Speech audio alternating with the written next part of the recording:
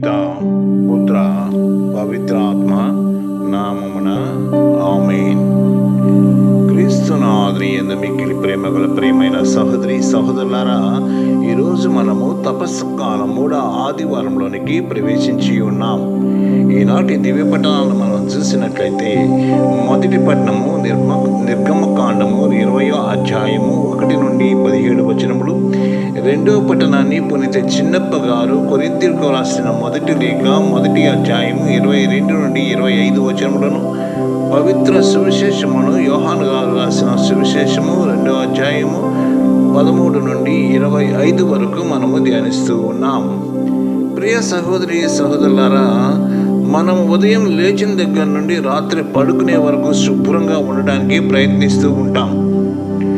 ఉదయం లేవగానే ఇల్లు ఊడ్చి ప్రతి వస్తువుని చక్కబెట్టుకుంటాం. ప్రతిరోజు స్నానాలు చేస్తూ ఉంటాం. మురికైన వస్తువులను దుప్పట్లను ఉతుకుతూ ఉంటాం. మన చుట్టూ ఉన్న పరిసర ప్రాంతాలని శుభ్రంగా ఉంచుకోవడానికి ప్రయత్నిస్తూ ఉంటాం. కొంతమంది తమను తాము శుభ్రంగా ఉంచుకోవడానికి గంటల తరబడి సమయాన్ని వెచ్చిస్తూ ఉంటారు. మరి కారణం ఎవరు కూడా మురికికి వాసన వచ్చే విధంగా ఉండటానికి ఎవరు ఇష్టపడరు.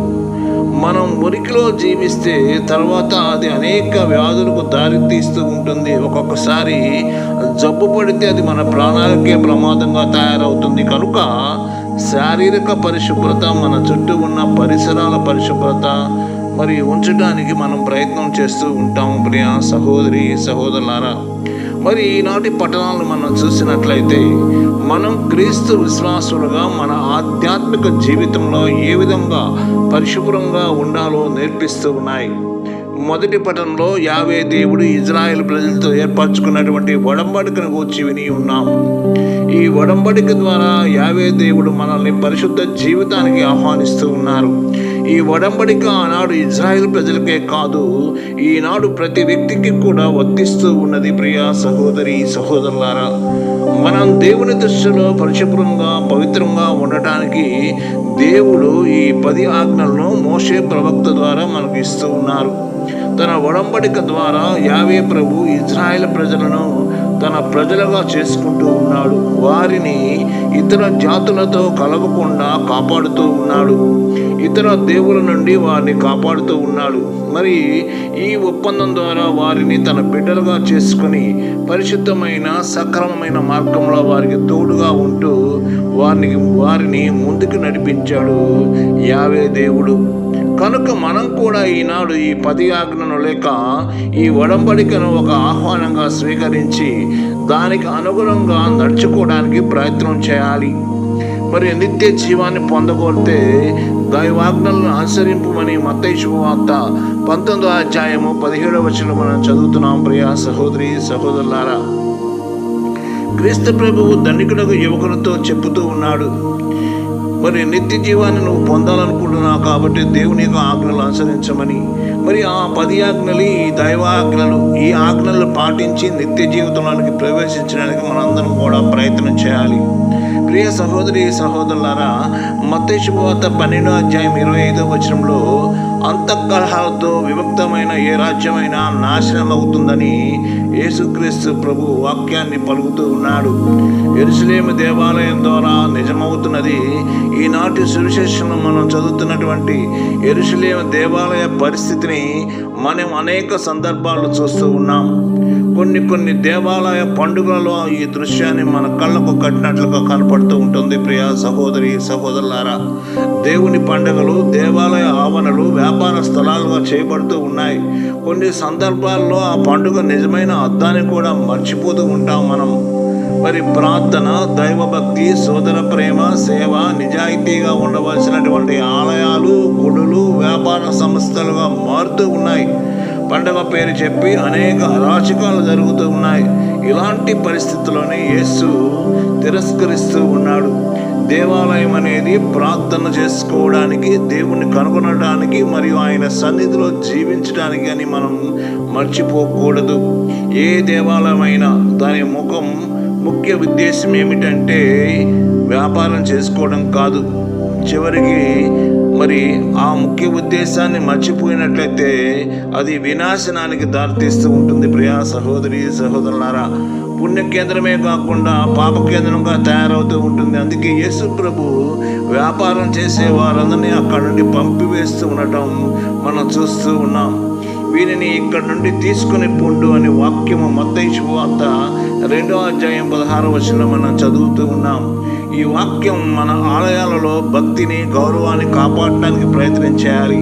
మన దేవాలయాలు దేవునికి ప్రతిబింబాలుగా గుర్తించి గౌరవ మర్యాదలతో నడుచుకోవడానికి ప్రయత్నం చేయాలి. ప్రియ సహోదరి సహోదరులారా, యేసు యెరూషలేము దేవాలయం నుండి అన్ని రకాల వ్యాపారస్తుల్ని పారదోలడానికి చూచి యూదా ప్రజల యొక్క రాచకానికి గురయ్యారు. అంతేకాకుండా వారు యేసును తన అధికారాన్ని నిరూపించుకోవడానికి ఒక గుర్తును కూడా అడుగుతూ ఉన్నారు. ప్రియ సహోదరి సహోదరులారా, కానీ యేసు సమాధానం మనం విన్నట్లయితే, ఈ ఆలయాన్ని మీరు పడగొట్టండి, నేను దీనిని 3 దినాల్లో తిరిగి నిర్మిస్తానని వారికి సమాధానం చెప్తున్నాడు ప్రభువు. ఇక్కడ యేసు తన దేహం గురించి చెప్తూ ఉన్నాడు. యెరూషలేము దేవాలయంలో క్రీస్తు పారదోలిన వ్యాపారస్తులందరూ కూడా పాత నిబంధన ఒడంబడికను తుడిచివేయడాన్ని సూచిస్తూ ఉన్నది. పాత నిబంధన ఒడంబడిక ఈ నూతన ఒడంబడికతో తుడిచివేయబడుతున్నది. ఈ నూతన ఒడంబడిక క్రీస్తు మరణ పునరుత్థాన ద్వారా మాత్రమే సాధ్యమవుతున్నది. ఈ కారణం వలన క్రీస్తు శరీరాన్ని నిజమైన దేవాలయంగా చూస్తూ ఉన్నాం. మనం మానవ రక్షణ కార్యంలో క్రీస్తు తన ప్రాణాన్ని మన సంఘం కొరకు ఫలంగా పెట్టి తన రక్తం ద్వారా మనల్ని రక్షిస్తూ ఉన్నాడు. తన శిలువ మరణం ద్వారా ఒక నూతన ఒడంబడికను ఏర్పాటు చేస్తూ ఉన్నాడు. పాత ఒడంబడికలో జంతు రక్తాన్ని చిందిస్తే, ఈ నూతన ఒడంబడికలో క్రీస్తే తన రక్తాన్ని చిందించి మనల్ని తన బిడ్డలుగా చేసుకుంటూ ఉన్నాడు. అందుకే క్రీస్తు శరీరాన్ని ఒక దేవాలయంగా చూస్తూ ఉన్నాం. ప్రియా సహోదరి సహోదరులారా, క్రీస్తు శరీరం అంటే మరొక విధంగా కూడా మనం అర్థం చేసుకోవాలి. అదే తిరుసభ లేక శ్రీ సభ. మరి క్రీస్తు నామంలో జ్ఞానస్నానం పొందిన ప్రతి వ్యక్తి కూడా ఆయన శరీరంలో ఒక భాగంగా చేయబడుతూ ఉన్నారు. మనం చాలా మందిమైనను క్రీస్తుతో ఏకమగుట వలన మనం అందరము కూడా ఒకే శరీరము అని రోమాపత్రిక 12వ అధ్యాయం 5వ వచనంలో పలుకుతూ ఉన్నది. క్రీస్తు ప్రభు యెరూషలేము దేవాలయాన్ని ఏ విధంగా ప్రార్థనాలయంగా గుర్తించి దానిని పరిశుభ్రపరిచారో అదేవిధంగా తిరుసభను కూడా మనం రక్షించుకోవాలి. అనేకమైన సైతాను శక్తులు, ప్రాపంచిక విషయాలు క్రీస్తు సంఘమైన తిరుసభను నాశనం చేయడానికి ప్రయత్నం చేస్తూ ఉన్నాయి. కనుక ప్రతి క్రైస్తవుడు కూడా ఈ శ్రీ సభ రక్షణలో పాలు పంచుకోవడానికి ప్రయాసపడాలి. అందుకు ముందుగా నీ యొక్క ఆత్మని శుద్ధి చేసుకోవాలి. నీ ఆత్మలో క్రీస్తును నింపుకోవాలి. తద్వారా క్రీస్తు నీ ద్వారా తిరుసభను కాపాడుతారు. క్రీస్తు తన శరీరమైన శ్రీ సభకు శిరస్సు వంటి వారని కొలసీలకు రాసిన పత్రిక 1వ అధ్యాయం 18లో చెప్పబడుతూ ఉన్నది. కనుక ఆయన శరీరంలో వేరు వేరు అవయవాలుగా ఆయన నుండి వచ్చే శక్తిని, బలాన్ని స్వీకరిస్తూ మనల్ని మనం పవిత్రంగా ఉంచుకోవటం, శ్రీ సభను పరిశుద్ధంగా చేయడానికి ప్రతి వ్యక్తి కూడా ప్రయత్నించాలి. ప్రియా సహోదరి సహోదరులారా, మన దేహము ఒక పరిశుద్ధాత్మక ఆలయమని ఎంతో అద్భుతం. అందుకే పునీత పౌలు గారు మీరు ఆత్మ యందు జీవింపుడని గలతీయులకు రాసిన పత్రిక 5వ అధ్యాయం 16వ వచనంలో చెప్తూ ఉన్నారు. ఇక 2వ పట్టణంలో చెప్పబడినట్టుగా మన సిలువ వేయబడిన క్రీస్తును ప్రకటిస్తున్నాం అని 1 కొరింథీయులకు రాసిన లేఖ 1వ అధ్యాయం 23లో పలుకుతూ ఉన్నది.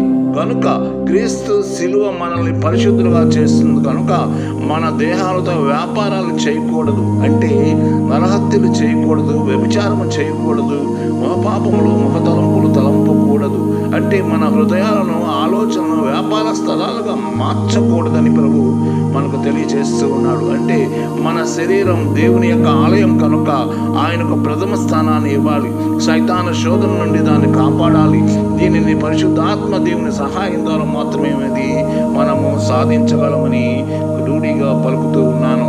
అయితే ఈ తపస్కాల 3వ ఆదివారం క్రీస్తు ఏర్పాటు చేసిన నూతన ఒడంబడికను మనకు గుర్తు చేస్తూ ఉన్నది. కనుక క్రీస్తును అనుసరించి మనం కూడా పాపాన్ని త్యజించి పరిశుద్ధ జీవితం జీవించడానికి ప్రయాసపడాలి.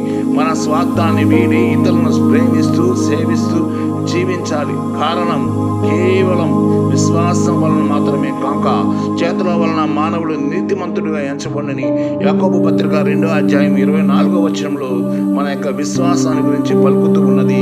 ప్రియ సహోదరి సహోదరులారా, మన విశ్వాసాన్ని క్రియల రూపంలోకి మార్చమని, మనల్ని పరిశుద్ధులుగా పవిత్రులుగా చేయమని ప్రార్థన చేసుకోవాలి. ఈ యొక్క ప్రార్థన ద్వారా ప్రతి బిడ్డ కూడా తన ఆత్మని పరిశుద్ధంగా ఉంచుకుంటూ దేవునికి ప్రథమ స్థానాన్ని ఇస్తూ విశ్వాసంలో ఎదగాలని ప్రతి బిడ్డ కూడా క్రీస్తు ప్రభుని బిడ్డగా ఎదిగి శ్రీ సభలో ఒక గొప్ప కార్యక్రమాన్ని జరిపించడానికి, అలాగే ప్రతి బిడ్డ కూడా శ్రీ సభ అవయవాలలో ఒక అవయవంగా మారుతూ ఈ యొక్క క్రీస్తు శ్రీ సభను కాపాడుకొని మనందరం కూడా తుదకు మోక్ష భాగ్యాన్ని చేరుకోవడానికి ప్రయాసపడదాం.